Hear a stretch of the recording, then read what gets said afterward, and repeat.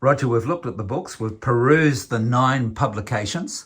Today, show me the Quaternary Institute website. Yeah, well, the reason I'm looking at the website is that after reading the sonnets in Wanganui and realising that I'd come across a major philosophy, and then spending 5 years talking to academics all around the world, particularly at Auckland University and other places throughout New Zealand, I realised I had something that no one else had ever discovered.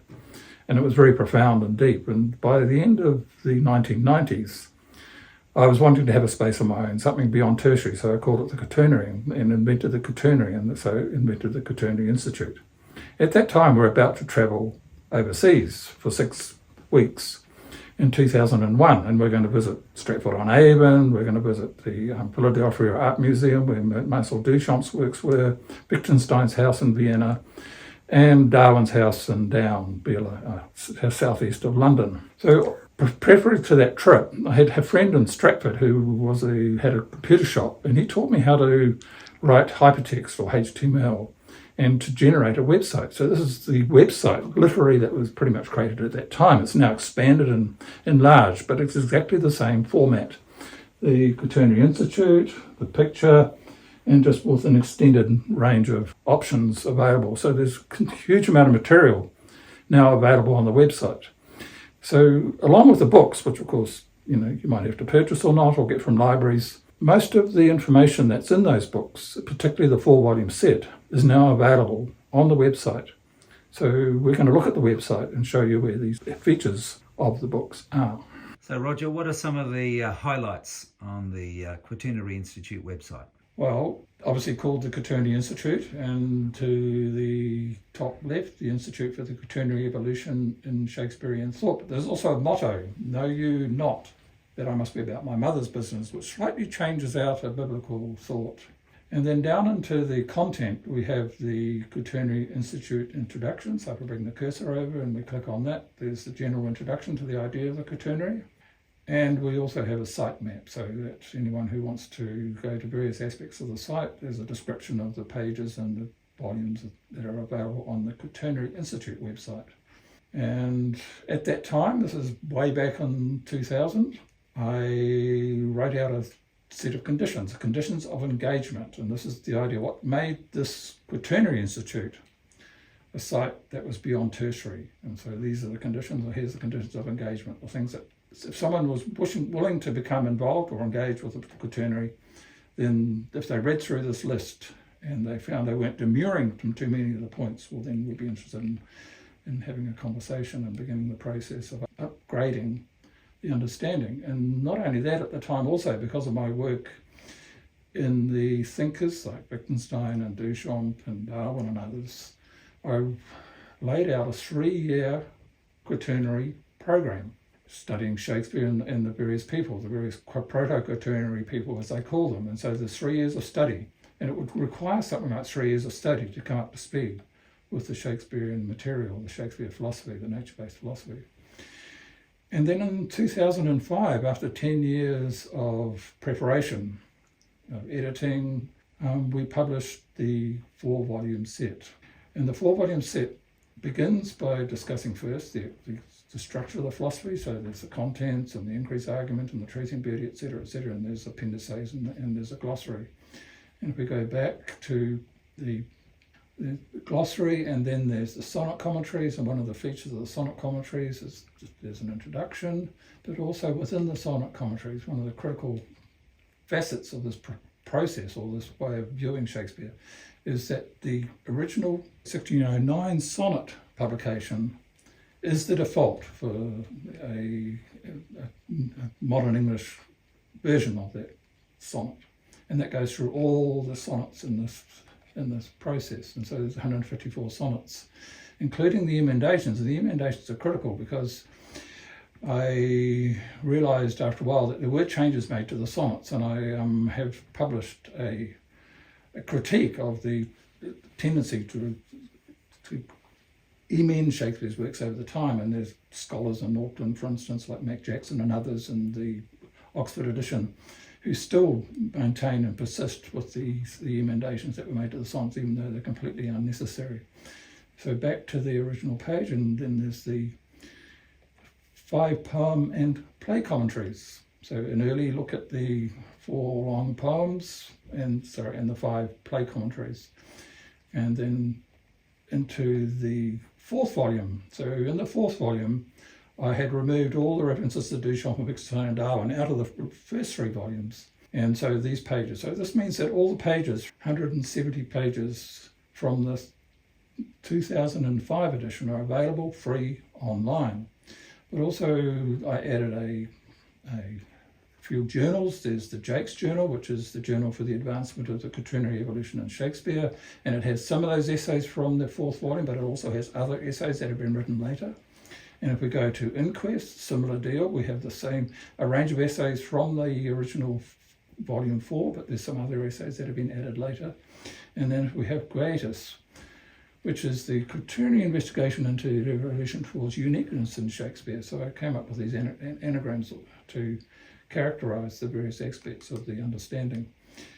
And then more recently, this is the most recent addition to the website, added only in the last few months, but I've been working on it since about 2017, is this Aquitas, or the Assize Court for the Quaternary Investigation of Tertiary Travesties against Shakespeare. And it is a pseudo or a quasi-judicial process that I've established to critique these people here, for all the way from John Benson back in 1640 through Jonathan Bate and Colin McGinn and Matt Jackson and others. And the idea is that there's a process of investigative procedures leading eventually to a charge sheet.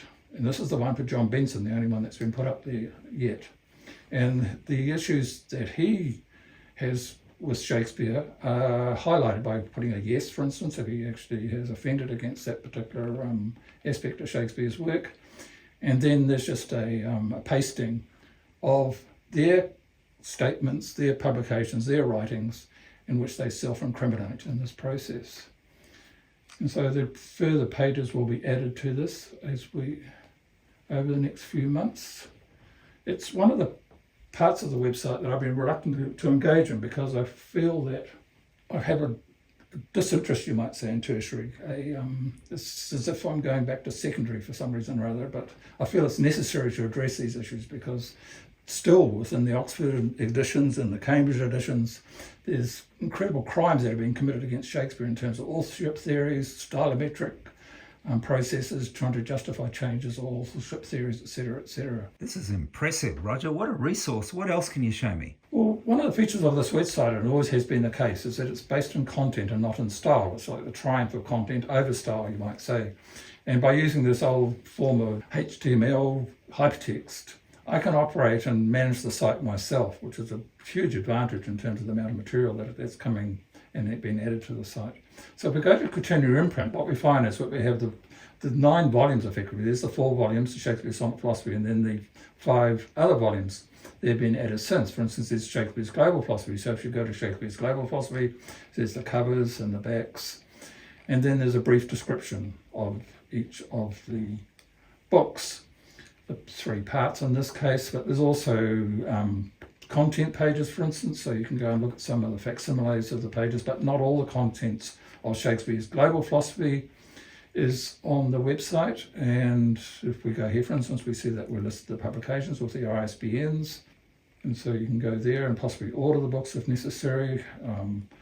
And if we go back to this, we go to the play commentaries, and of course the play commentaries are a 924 Super A3 boutique bound book.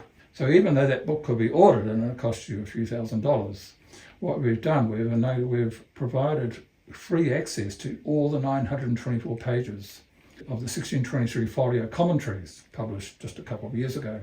So that's the introductory pages, and if you go to, for instance, here's the Tempest, and here's the pages of the Tempest. And the idea, as with the sonnet commentaries, is that the original text, the original facsimile from 1623, needs absolutely no changes or emendations. And I've mentioned this when we've been talking about the volume, when I've had the volume on my desk outside. The balloon commentaries are outside the original text, and they respect the text as stated by Shakespeare's colleagues who put this book together, that they don't need to be altered and amended. In fact, there's a terrible history of altering and amending, and anyone doesn't like Shakespeare's works, they should go to somebody else. And so here's 924 pages, 800,000 words around Shakespeare's plays. And then there's the 14 comedies, the 10 histories, and the 12 tragedies.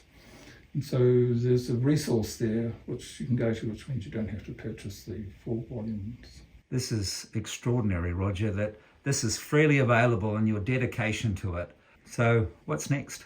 Well, we're going to go to Quaternary Intermedia. Now, there is a considerable, maybe a huge amount of material on this website. But the idea of going through it today and having this 10 to 15 minute video, whatever it ends up being in terms of length, is that this then becomes a resource. So if anyone goes to the website and thinks, where can I find that, or where is that available? Then they could possibly listen to the video and find some direction in terms of where to go and how to find the various aspects of the website. So we've now gone to the recently introduced idea of Quaternary Intermedia. This has probably happened over the last year or so. And in amongst this, we have things, for instance, like the newspaper articles. And this deals more with my trajectory as an artist over the years and the things that I have made. And the idea is to give the reader or the interested person an idea possibly of the sort of integrity that I might be bringing to this, the awards and other things that I've got over time for my work. And not only that, on the site there are things like the installations and individual artworks. So I made a lot of heat and light works back in the 1970s and completed that set of works in 2021, 50 years of work. But there's also these other pages here, which is the portrait busts and figures.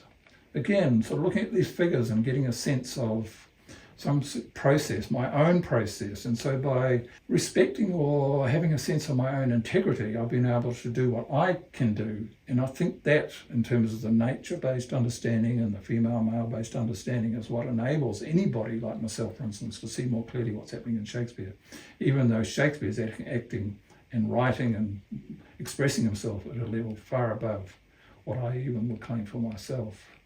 Everybody ultimately can understand what Shakespeare's on about if they are true to themselves and true to his works. Roger, thanks for the tour of the website. Impressive.